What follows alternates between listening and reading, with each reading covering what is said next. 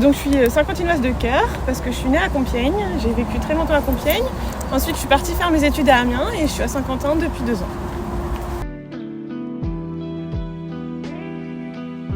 Je suis journaliste à Les Nouvelles depuis 2 ans. En parallèle, j'ai développé mon site internet On teste pour vous en Picardie, c'était en 2016. Et donc je fais des articles sur plein de choses qui se passent en Picardie pour montrer que la région est belle. Donc j'ai créé On teste pour vous en Picardie en 2016 avec des amis. J'étais en master à l'époque. Je voulais vraiment montrer à quel point il y a plein de belles choses en Picardie parce que la région n'a pas toujours une belle image. On dit souvent qu'il fait gris, qu'il n'y a que des champs, etc. Et j'entendais souvent ça et je voulais montrer que c'est faux, qu'il y a des personnes incroyables, des choses incroyables et des endroits vraiment beaux. Il y a ma petite sœur qui m'accompagne et mon copain et les 2 amis aussi. Ce qui me plaît le plus, c'est de mettre en mots et en images la vision que j'ai du territoire. Et après, évidemment, c'est les belles rencontres et les découvertes parce que au début, on me disait oh, t'auras vite fait le tour, il n'y aura plus rien à tester. Mais en fait, il y a énormément de choses et je testerai jamais tout. Et je découvre des trucs incroyables en Picardie. Par exemple, j'ai découvert des dromadaires en tirage. Et ça, c'est des trucs, on n'imagine même pas que ça existe. Donc voilà, c'est toutes ces découvertes folles.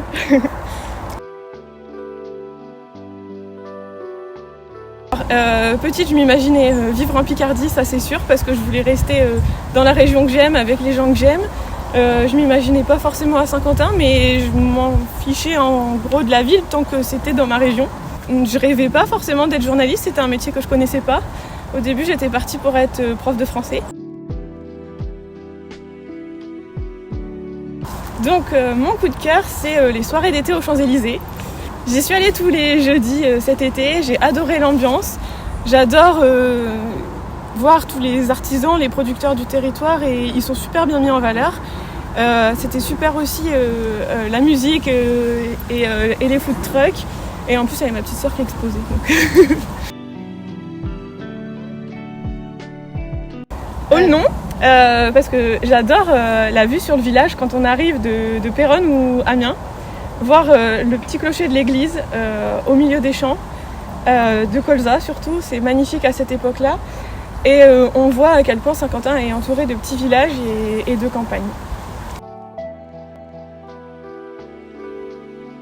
Le musée des papillons, c'est une découverte que j'ai fait lors d'un reportage et j'ai trouvé que c'était un super lieu destiné aussi bien aux adultes qu'aux enfants. Et il y a des choses vraiment sympas qui sont mises en place, notamment le casque de réalité virtuelle où on peut se prendre pour un papillon.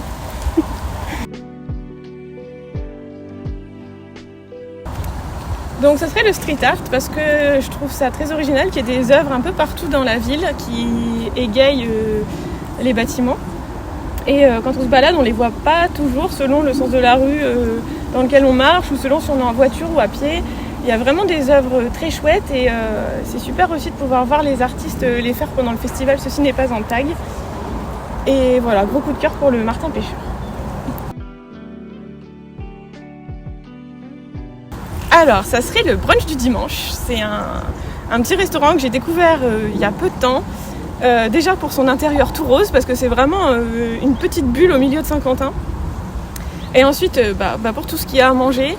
Donc moi j'avais pris un avocado toast et c'est vraiment des produits frais, locaux. C'est fait maison, on sent vraiment...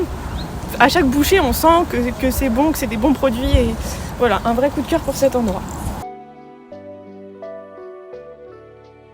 Alors j'ai fait des cours de Picard à la fac, mais le seul mot que je dis tout le temps c'est tchou.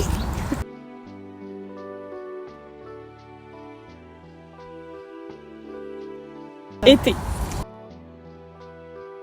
Randonnée avec Cisco. Gîte. Restaurant.